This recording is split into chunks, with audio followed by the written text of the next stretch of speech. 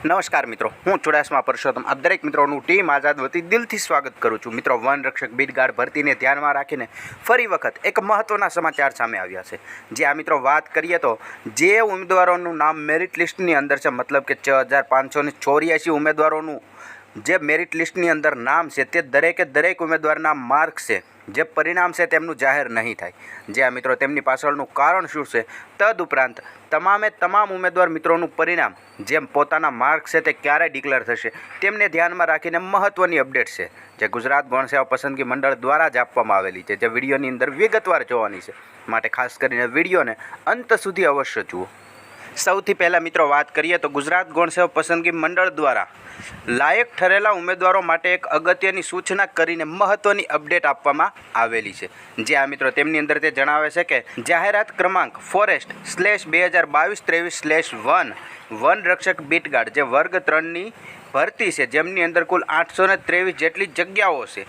તેમના માટે જે 823 જગ્યાઓ છે તે જગ્યાઓ ભરવા માટે શારીરિક ક્ષમતા કસોટી માટે કુલ 823 જગ્યાના 8 ગણા ઉમેદવાર મિત્રોને બોલાવવામાં આવેલા છે. અને 8 ગણા ઉમેદવાર મિત્રો છે તેમની અંદર જિલ્લા વાઇઝ, કેટેગરી વાઇઝ કે મેરિટના ધોરણે જે લાયક ઠરેલા ઉમેદવારો છે તેમની category wise cut off mark તથા જગ્યા સામેની જે ટીટ્રેટ કેટેગરી છે તેમના રોલ નંબર અને કામચલાઉ મેરિટ યાદી છે તે લગભગ 31/7/2024ના રોજ ઓફિશિયલી જે વેબસાઇટ છે ગુજરાત ગૌણ સેવા પસંદગી મંડળની તેની ઉપર પ્રસિદ્ધ કરવામાં આવેલી હતી. અને પ્રસિદ્ધ થયા બાદ ઉમેદવારોએ ઘણો ખરો રોષ પણ દર્શાવ્યો હતો, કારણ કે માત્ર ને માત્ર તેમાં ઉમેદવારનું નામ હતું, રોલ નંબર હતો અને કયા જિલ્લાની અંદર ફોર્મ ભરેલું છે તે જિલ્લાની માહિતી હતી. તે સિવાયની કોઈપણ જાતની માહિતી દર્શાવવામાં ન આવેલી હતી કે ઉમેદવારને કેટલા માર્ક થયા છે, નોર્મલાઇઝેશન સાથે કેટલા માર્ક છે કે નોર્મલાઇઝેશન વગરના કેટલા માર્ક છે, તેમને લગતી કોઈપણ જાતની માહિતી ન હતી. તેમને ધ્યાનમાં રાખીને ઉમેદવારોએ ઘણો હોબાળો પણ કર્યો હતો. પછી લગભગ બીજા દિવસે જિલ્લાને ધ્યાનમાં રાખીને જિલ્લાનું કટ ઓફ છે તે ગુજરાત ગૌણ સેવા પસંદગી મંડળ દ્વારા ડિક્લેર કરવામાં આવેલું હતું કે આખરે કયા જિલ્લાની અંદર કેટલું કટ ઓફ છે. 8 ગણા ઉમેદવાર મિત્રોને બોલાવ્યા તો જિલ્લા પ્રમાણે કેટલે કટ ઓફ અટકેલું છે તે 29 જિલ્લાનું કટ ઓફ ડિક્લેર કરવામાં આવ્યું, પરંતુ ત્યારબાદ પણ ઉમેદવારના માર્ક ડિક્લેર કરવામાં ન આવ્યા હતા. તેમને ધ્યાનમાં રાખીને ફરી વખત ઉમેદવારોએ હોબાળો કર્યો અને તેમને ધ્યાનમાં રાખીને જ ગુજરાત ગૌણ સેવા પસંદગી મંડળ દ્વારા એક મહત્ત્વની અપડેટ આપવામાં આવેલી છે, જે તમે અહીંયા જોઈ શકો છો કે તારીખ 1/8/2024 સ્થળ ગાંધીનગર ખાતે આજની જ અપડેટ છે કે ઉમેદવારોની લેખિત તેમજ રૂબરૂ જે રજૂઆતો છે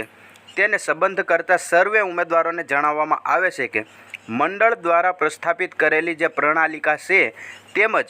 મંડળની ગોપનીયતાના કારણે યુક્ત શારીરિક ક્ષમતા કસોટી માટે જે લાયક ઠરેલા ઉમેદવારો છે તેમના ગુણ છે તે જાહેર કરવાના રહેતા નથી.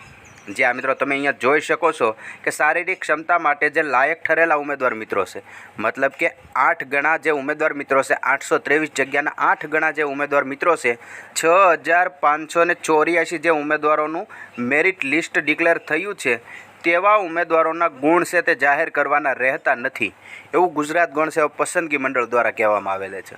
તો હવે જે બાકી રહેલા ઉમેદવાર મિત્રો છે તેમના ગુણ છે તે ક્યારે ડિક્લેર થશે, તો તેમને ધ્યાનમાં રાખીને તે જણાવે છે કે ઉમેદવારોએ CBRT પરીક્ષામાં જે મેળવેલા ગુણની વિગતો છે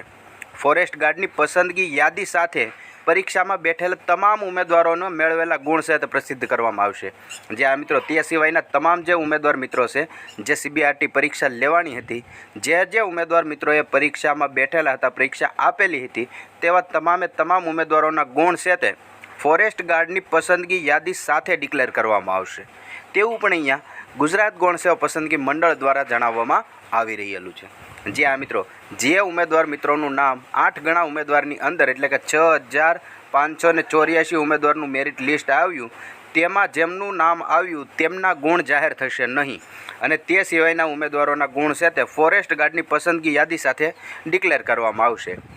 ચોખ્ખી રીતે કહીએ તો આ રીતની માહિતી ગુજરાત ગૌણ સેવા પસંદગી મંડળ દ્વારા આપવામાં આવેલી છે, જે વિડીયોની અંદર આપણે વિગતવાર જોઈ. આવી માહિતી જોતા રહેવા માટે હમણાં ચેનલને સબસ્ક્રાઈબ જરૂરથી કરી લેજો.